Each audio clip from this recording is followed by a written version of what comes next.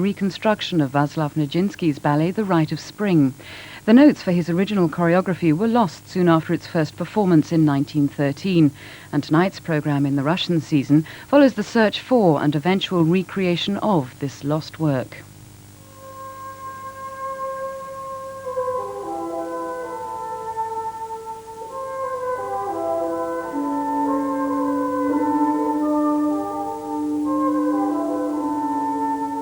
Like hieroglyphs from an extinct civilization, these pictures of a vanished ballet have never lost their fascination.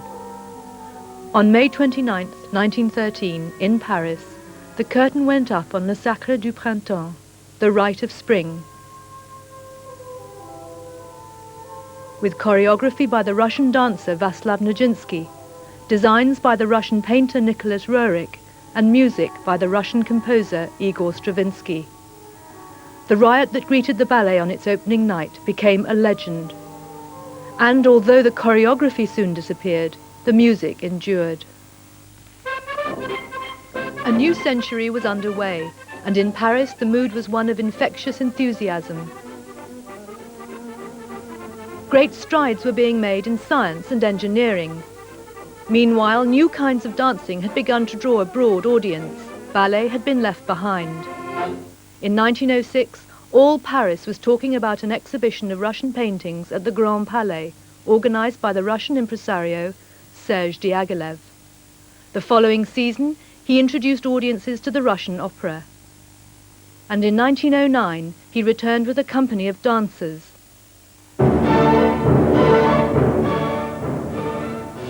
His Ballet Russe conquered Paris.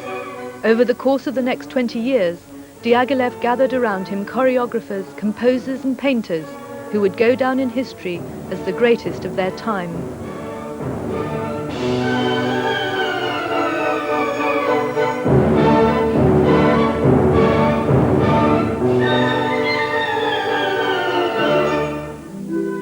In Stravinsky, Diaghilev found a promising young composer and hired him to write for the ballet.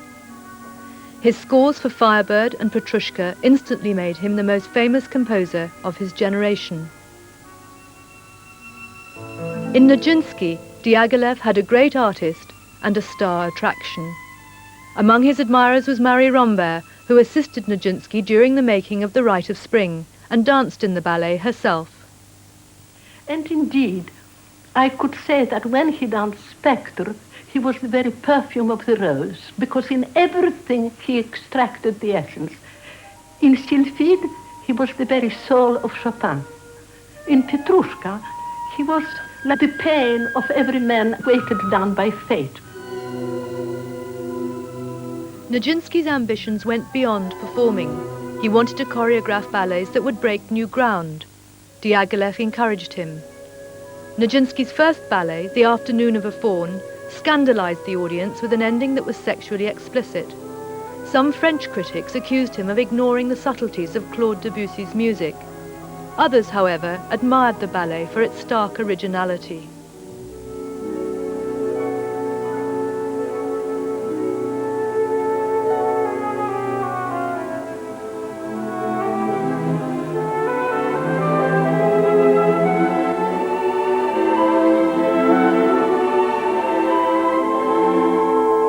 The position was that the feet, both parallel, were going in one direction, and the body was facing the audience, and the arms were facing the audience, but you walked on one line.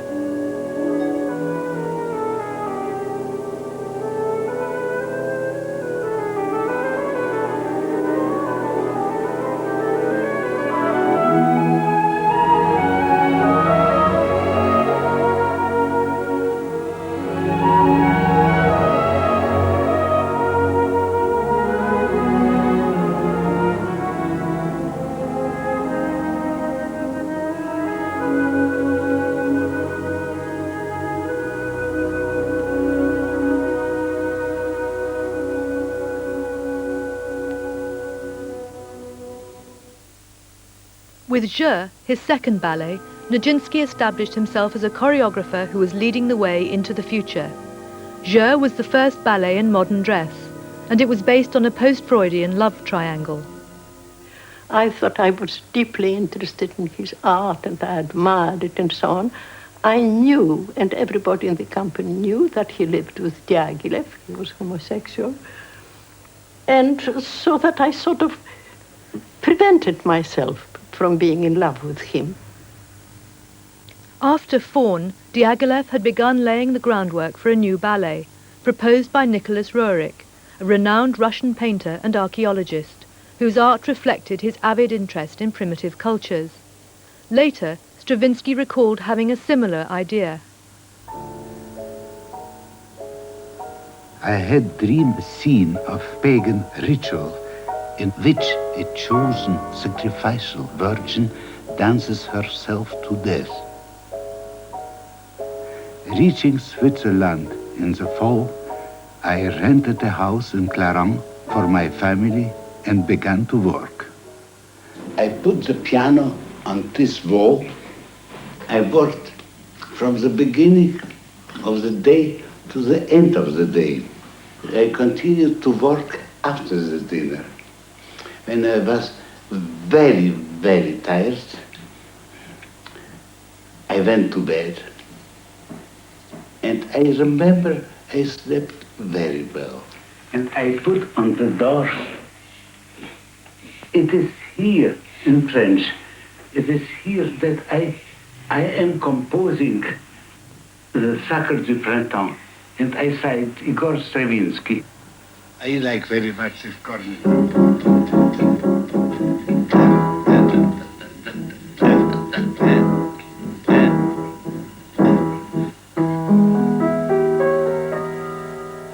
Was rather a new chord, you know, 8 notes chord. But the accents were even more new. And the accents were really the foundation of the whole thing. When I finished composing the Rite of Spring, I played it for Diaghilev. And I started to play him these chords, 59 times the same chord. Diaghilev was a little bit surprised. He didn't want to offend me. He asked me only one thing, which was very offending. He asked me, will it last a very long time this way? And I said, till the end, my dear. And he was silent, because he understood that the answer was serious. In search of someone who could help Nijinsky and the dancers with Stravinsky's score, Diaghilev visited the studio of Émile Jacques Dalcroze, who had devised a method of translating musical rhythms into movement, called eurythmics. Dalcroze's star pupil, Marie Rambert, was hired. And for a company who was used to ram-ta-ta, pum-pa-pa, pum-pa-pa, pum-pa-pa, of course it was awfully difficult, and they hated it heartily. They made my rehearsals very difficult. And Stravinsky arrived. He said, this is not at all the tempo, this has got to be quicker, this has got to be slower. Nijinsky said, this can't be quicker and this can't be slower. I know what the dancers can do. There was an epic battle between them. Stravinsky sat at the piano and trying to make an orchestra, he stamped with his feet and banged with his hands on the piano here and there and shouted and sang and so on. And, you know, I can't remember who won. It really is well over half a century ago. In a theatre that had been awash in pastels, Diaghilev's ballets burst onto the stage. Paris audiences were captivated by a Russia they imagined to be a land of vivid splendor and noble savagery.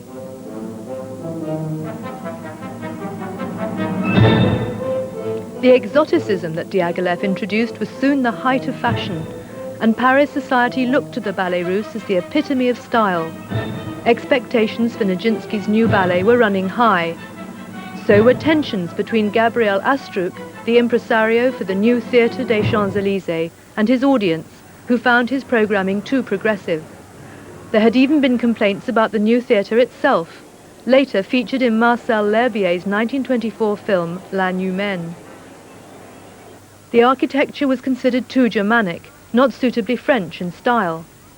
On May the 29th, 1913, in the middle of an unseasonable heat wave, the Rite of Spring opened.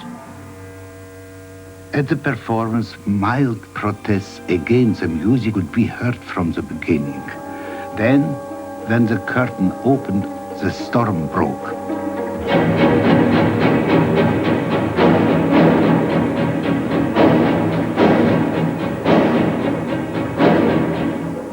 It was terribly difficult to hear the orchestra because of all that noise in the audience. I left the hall in a rage, and I remember slamming the door. I have never again been that angry. There was a most dreadful row. One woman went out of a box and slapped a man who was clapping. The chosen maiden, when she does the strengthening dance, you know, she stands like this.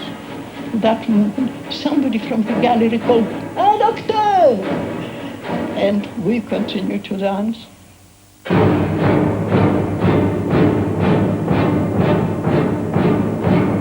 I arrived backstage in a fury. There I saw Diaghilev switching the house lights on and off in the hope that this might quiet the whole. Then when somebody called "un dentiste," somebody else shouted "deux dentistes."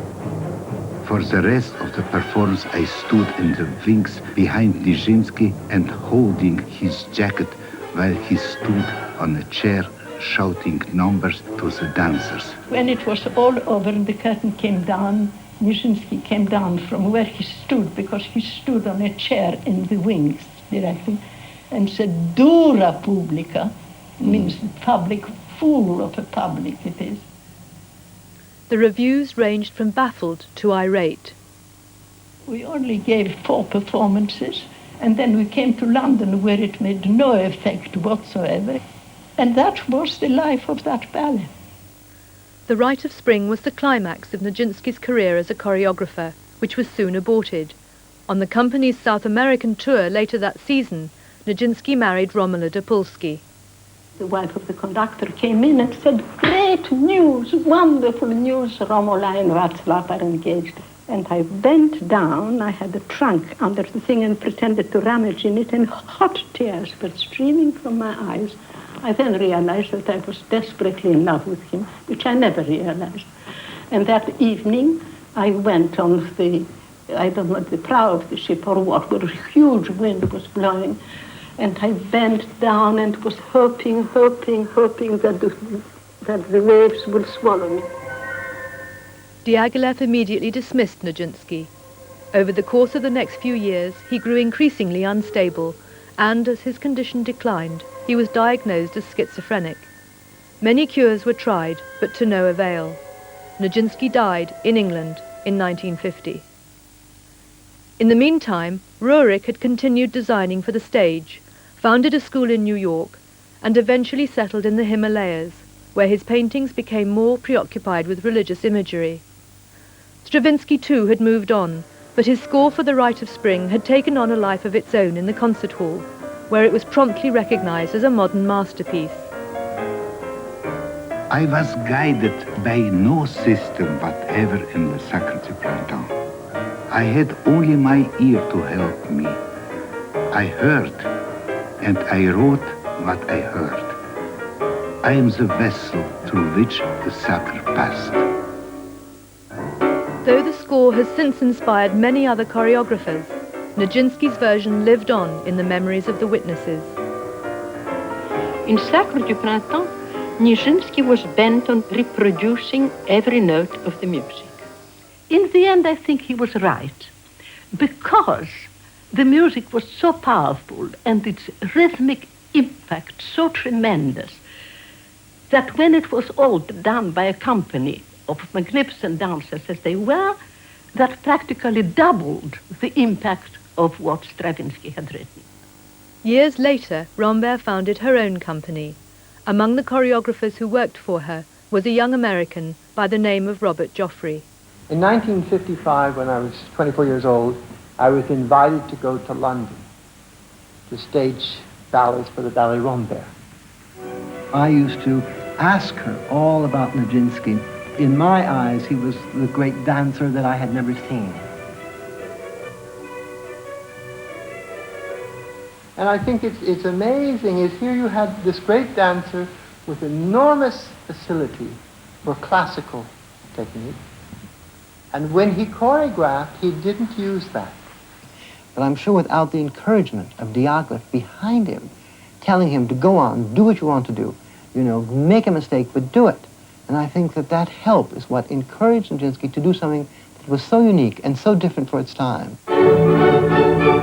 Inspired by Diaghilev's example, Joffrey created a company of his own. And over the years, he acknowledged his debt by reviving important ballets of the Diaghilev era. Nearly 60 years after the Rite of Spring opened, Millicent Hodson, a young American graduate student, got interested in Nijinsky's ballet. Now remember, this was 1971. I was so struck by the contemporary look of the dancers in sock. The headbands, the braids, and the hand-painted costumes. Also, the way the feet turned in and the vulnerability of the posture was something that in fashion photography right then was very popular. And I started thinking about why did someone make a dance like this in 1913? Hodson met Robert Joffrey and discovered that he shared her interest in the Rite of Spring. Because Robert had been in England with Rambert in the 50s, had seen her demonstrate some of the movement, and so perhaps for this reason, more than anyone else, he believed in the possibility of recovering this work. With the exception of Marie Rambert, all of the people instrumental in creating the Rite of Spring were dead when Hodson began her research. Even if many dancers had survived from the production, no one else knew every step of the ballet but Rambert, both for Robert Joffrey in her kitchen and for me in her parlor later, 15 years difference in that time. She would sing parts of the music, and this was quite wonderful because you knew exactly where she was talking about in the choreography. A rehearsal score that Rambert herself had notated soon after the ballet's premiere was the only surviving record of Nijinsky's choreography. I went to her and asked for it, and she had lost it. The original she had sold to make money for her company. But somewhere in her house, she said, was a copy that she had not been able to find.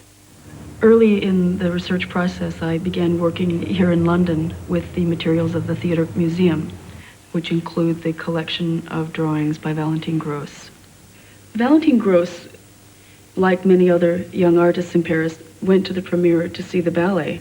And she seems to have not planned to record this dance for posterity. But once she started, it seemed obsessive that she realized she had to finish. When I talked with Rambert, she was telling me, now don't believe those nice ones. Those show Valentine Gross in her admiration for Isadora Duncan. The little drawings, the fast ones that Valentine Gross did in the theater, like not even looking, just drawing, not looking, they have this kind of wooden quality, and this was what Rambert said. She said, be blunt, use that wooden quality, because that's what it really was. In the course of her research, Hodson met Kenneth Archer, whom she later married, an art historian and an authority on Nicholas Roerich. He shared her conviction that Sacre could be revived, and embarked on his own research to recover Roerich's designs and to explore the attitude of the Russians towards their own past. They felt that Russia had gone too far into being influenced by the Europeans, by the French in particular.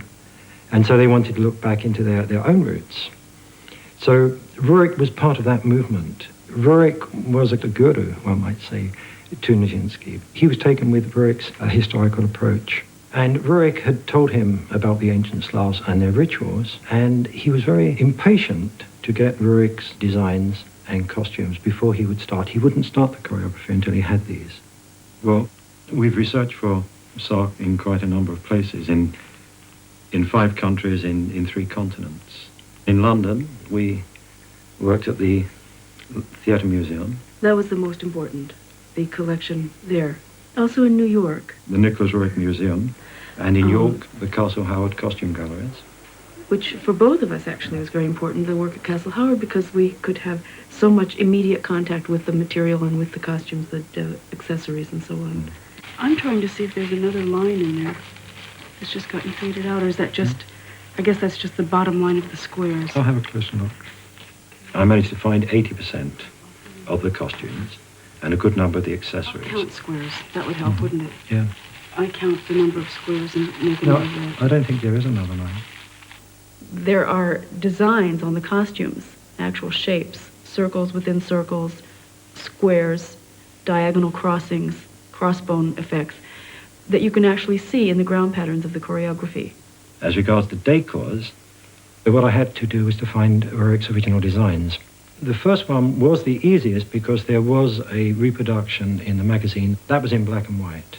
And I had all the verbal evidence from the critics at the time. And I took color from Rurik's other variants and some of his Slav paintings that he did at the same time. Now, for Act 2, it was much more difficult because I couldn't find a Rurik visual. But I did find in this museum his 1930 backdrop in which he'd synthesized the two sets for Act 1 and 2 in 1913. So one of the ways I worked was deconstructing that, taking away the elements that I knew from the first act, and what remained was helpful for the second act. As the next step in the reconstruction, Hodgson and Archer organised the information they had gathered in notebooks that would serve as blueprints, his for supervising the execution of the costumes and sets, hers for staging the dance. I kept them in different forms over all the years I was working, and essentially filled in the blanks. I would have the layering on of what Stravinsky had said in his notes about that moment in the music, what Rambert had said, what I knew from the critics, what I knew from any of the memoirs of the dancers that they had written, and also visually, what, in relation to those few measures, could I prove from visual sources. Then I had my own drawings that interpreted the verbal material.